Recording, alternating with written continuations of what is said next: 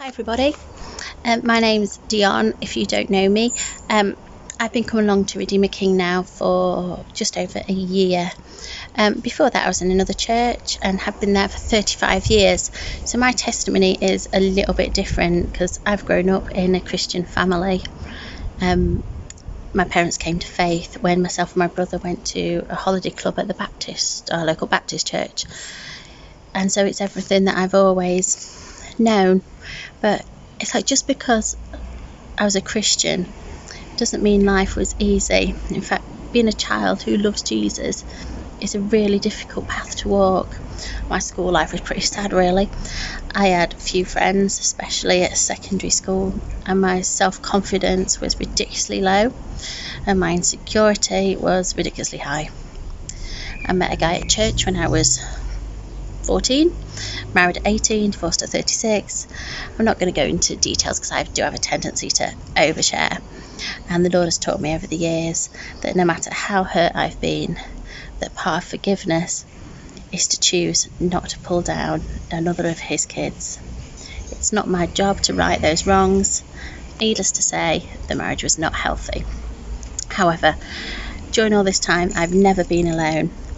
During those years, and due to those circumstances, I suffered with self-harm, disordered eating and depression. Sorry, my daughter's being silly in the background. In it all, I knew God held me. He had a plan, and when all I could do was just sit in his presence, he was enough. He was more than enough. From 2009, for about 10 years, I went from crisis to crisis. I needed out of the marriage. My eldest daughter had major health issues and was in a wheelchair. My son also had serious issues, but all was well with my youngest. Certain relationships in the family were so strained, it was frightening. Those 10 years were full of fear and pain. My daughter tried to take her own life 3 times, and there was so much other stuff going on, but I can't share that here. I was at breaking point, but God, I have written a few things down because I keep forgetting, but God carried me. He put Christian friends around me to hold me up. God sees the bigger picture. He is faithful and he is kind. Without him, I would not be here. He never left me. I'm thankful that I've always known Jesus, because without him being there for me, I couldn't have done it. He is my strength when I am weak. He continues to build me up where men have pulled me down. He does restore my soul, even in my darkest days when people didn't know how I was coping and how could I even smile. The answer is Jesus. He is my strength and my song.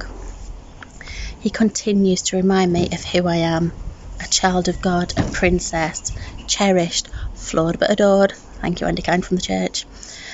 Chosen, not forsaken, not alone. I am seen. I am not invisible. And when I listen to the negative things creeping in, I think she remembered who she was and the game changed.